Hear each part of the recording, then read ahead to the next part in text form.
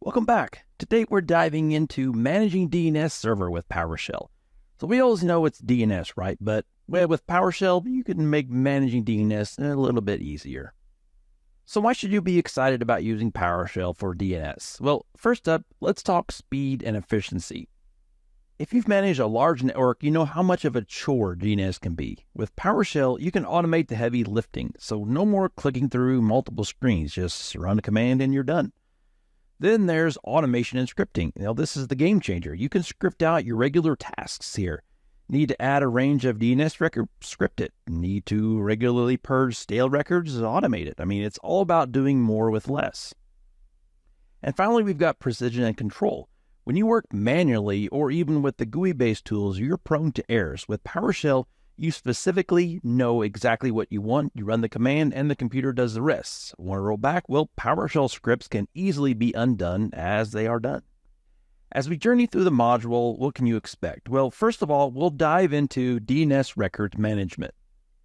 We'll look at the importance of different types of DNS records like AAA, the IPv6 stuff, MX, and more. You'll learn how to manage these efficiently with PowerShell, saving you hours in the long run. Next, we'll focus on client-side DNS resolution. We'll examine how queries are resolved, what happens when they fail, and how you can troubleshoot issues using PowerShell. This is critical for ensuring a smooth user experience.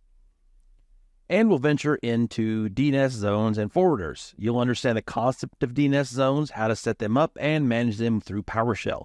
We'll also dive into forwarders, which are essential for the efficient query resolutions across the network.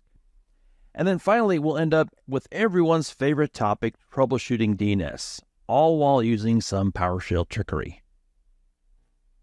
Now that we've covered the theory, let's jump into a live demo to see PowerShell in action. So we've got three main tasks ahead. First, we'll be fetching all DNS records. We'll use the get DNS server resource record commandlet to pull up all records from a specified DNS zone. And secondly, we'll move to filtering specific records. Once we have our list, we'll filter out the specific records we need.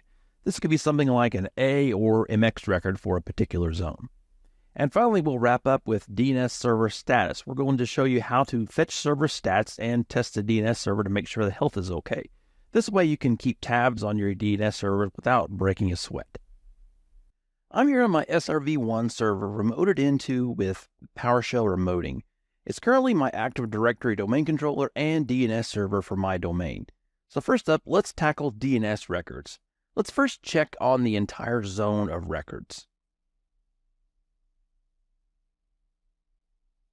Running get DNS server resource record is the equivalent of opening up your DNS manager and checking each entry manually. But hey, we're sysadmins. We automate here. Get DNS server resource record is your go-to commandlet for finding DNS records a multitude of different ways. But hold on, what if you're only interested in a specific record type? Well, say maybe A records. Using the RR type parameter filters out everything and shows you only the A records. Well, maybe you'd like to find records with a particular host name. Here we're applying a different filter, filtering on the record name. Now continuing on, maybe you have different records pointing to the same IP address. The objects that get DNS server resource record returns has an object with that data in it called record data.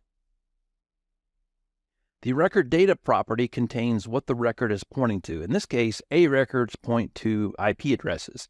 Now if I'd query CNAME record, you'd see the alias here instead of the IP.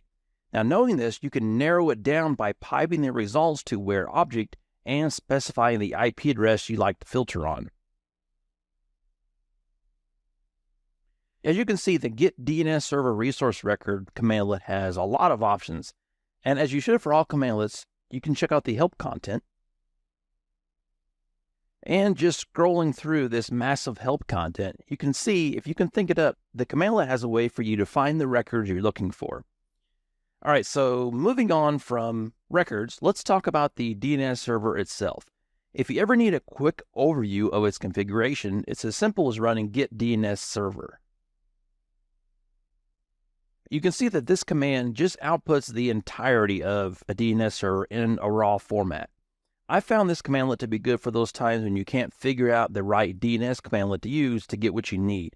It's a rudimentary way to inspect the DNS server settings.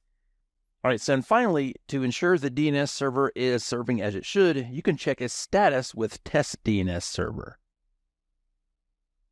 And Test DNS Server does have a mandatory parameter for IP address, even if you're running it on the DNS server itself. So my DNS server is 10.0.0.4. Put that in there, and let's see what happens. All right, looks like it is successful. So it looks like it does do a few different tests. It can do TCP, which is not normally the default, so it didn't do that. But it did try a UDP query for a DNS server, and it was successful. So according to this test, it looks like it's good. Now you can even test various aspects too, like checking if a particular zone exists. But you can see that this nonsense zone clearly is not shown by the result. So you can see that the result is non-authoritative for zone, which means it's probably on some other DNS server somewhere. This test cannot figure it out.